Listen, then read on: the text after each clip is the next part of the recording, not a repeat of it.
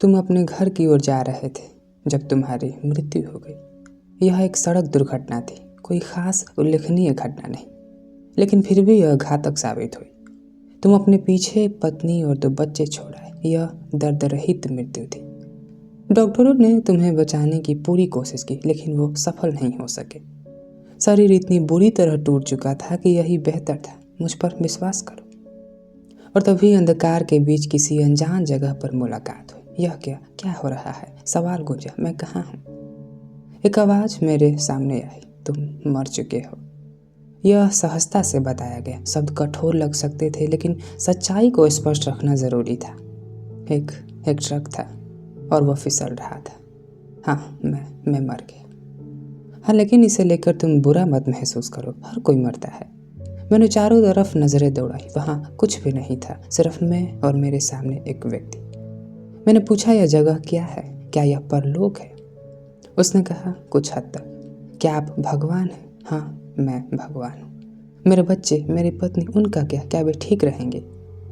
यह है जो मैं देखना चाहता हूँ। तुम अभी मरे हो और तुम्हारी मुख्य चिंता तुम्हारी परिवार के लिए है। यह बहुत अच्छी बात है।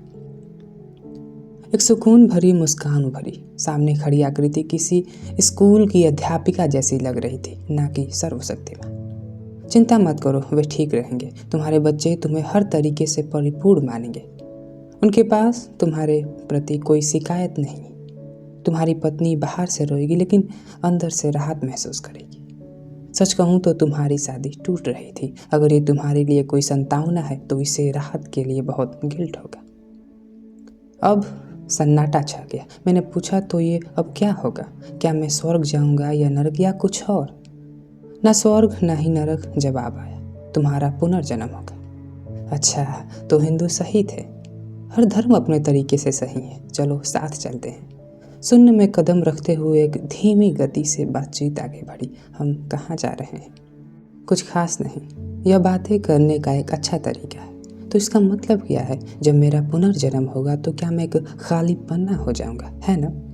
तो मेरी सारी यादें और जो कुछ भी मैंने जीवन में किया उसका क्या मतलब रह जाएगा? ऐसा नहीं है, एक नरम और गंभीर आवाज ने भरोसा दिलाया। तुम्हारे भीतर तुम्हारे सभी पिछलों का जीवन का ज्ञान और अनुभव समाया हुआ है। अभी बस तुम उन्हें याद नहीं कर पा रहे। रुककर कंधों को थमाते हुए कहा गया, तुम्हारी आत्मा उस विशालता, सुंदरता और भव्यता से भरी है जिसे तुम कल्पना भी नहीं कर सकते। एक मानव मस्तिष्क केवल तुम्हारे अस्तित्व का एक छोटा सा हिस्सा समेट सकता है। यह वैसा है जैसे किसी गिलास में पानी डालकर उसका तापमान मापा जाए। तुम अपने अस्तित्व का एक छोटा सा हिस्सा उस गिलास में डालते हो और जब उसे वापस निकालते हो तो गिलास के भीतर एक अनुभव तुम्हारे साथ होता है। तुम पिछले 48 वर्षों से एक मानव शरीर में थे, इसलिए तुम अपने संपूर्ण अस्तित्व को महसूस नहीं किया। अगर तुम यहाँ लंबे समय तक रुके रहे तो तुम सब कुछ याद करने लगोगे, लेकिन हर जीवन के बीच ऐसा करने का कोई मतलब नहीं है। मैंने पूछा, मैंने कितनी बार पुनर्जन्म ले चुका हूँ? बहुत बार, कई बार, और हर बार अलग अलग जीवन में। लेकिन अब की बार क्या? इस बार तुम 540 ईस्वी में एक चीनी किसान लड़की बनोगे। क्या मुझे वापस समय में भेज रहे हो? तकनीकी रूप से हाँ। समय जैसा तुम जानते हो केवल तुम्हारे ब्रह्मांड में मौजूद है। जहाँ से मैं आता हूँ चीजें अलग हैं। तो तुम कहाँ से आते हो? मैं भी कहीं और से आया हूँ और मेरी तरह और भी हैं। मैं जानता हूँ कि तुम समझना चाहोगे कि वहाँ क्या है, लेकिन सच कहूँ तो तुम समझ नहीं पाओगे। थोड़ी निराशा के साथ मौन छा गया। अगर मैं समय के अलग अलग हिस्सों में पुनः जन्म लेता हूँ तो क्या कभी ऐसा हुआ है कि मैंने खुद से संपर्क किया? हाँ, ऐसा होता है। और चूंकि दोनों जीवन अपने अपने जीवन काल से अनजान रहते हैं, तुम्हें इसका एहसास भी नहीं होता। तो इसका मतलब क्या है? क्या तुम सच में जीवन के अर्थ पूछ रहे हो? यह थोड़ा साधारण सवाल नहीं है, पर यह सवाल वाजिब है। आंखों में गहराई से झांकते हुए जवाब आया, जीवन का अर्थ, जिस कारण मैंने यह पूरा ब्रह्मांड बनाया, वह यह है कि तुम परिपक्व हो सको। तुम्हारा मतलब मानव जाति से है। तुम चाहते हो कि वह परिपक्व हो? नहीं, सिर्फ तुमसे। मैंने यह पूरा ब्रह्मांड तुम्हारे लिए बनाया। हर नए जीवन के साथ तुम बढ़ते हो, परिपक्व होते हो और एक विशाल चेतना बनते हो। सिर्फ मैं और बाकी सब लोग, कोई और नहीं है। इस ब्रह्मांड में सिर्फ तुम और मैं हैं। मौन छा गया, लेकिन धरती पर बाकी सब लोग, सब तुम ही हो, तुम्हारे अलग अलग रूप। मैं हर इंसान हूँ, अब तुम समझ रहे हो। हर वो इंसान जो कभी जिया या जो कभी जिएगा। मैं अब्राहम लिंकन हूँ और तुम जॉन विलियम बूथ भी हो। मैं हिटलर हूँ और तुम वे लाख लोग भी हो जिन्हें उसने मारा।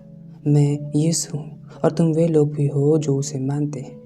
और सब जैसे गहराई तक समा गया। हर बार जब तुमने किसी को कष्ट दिया, तुमने खुद को कष्ट दिया। हर दयालुता जो तुमने दिखाई वह खुद के लिए थी। हर खुशी और हर गम जो किसी ने महसूस किया वह तुम ही थे। लंबे समय तक सोचने के बाद सवाल उठा, यह सब क्यों? क्योंकि तुम एक दिन मेरी तरह बन जाओगे, क्योंकि यह तुम्हारी नियति है। तुम मेरे जैसे हो, तुम मेरे बच्चे हो। तुम्हारा मतलब क्या है? मैं भगवान हूँ? नहीं, अभी नहीं। तुम अभी भ्रूण हो, तुम अभी बढ़ रहे हो और जब तुम हर इंसान का जीवन जी लोगे तब तुम जन्म लेने के लिए तैयार हो जाओगे। तो पूरा ब्रह्मांड यह एक अंडा है और फिर अगले जीवन की ओर मुझे भेज दिया गया।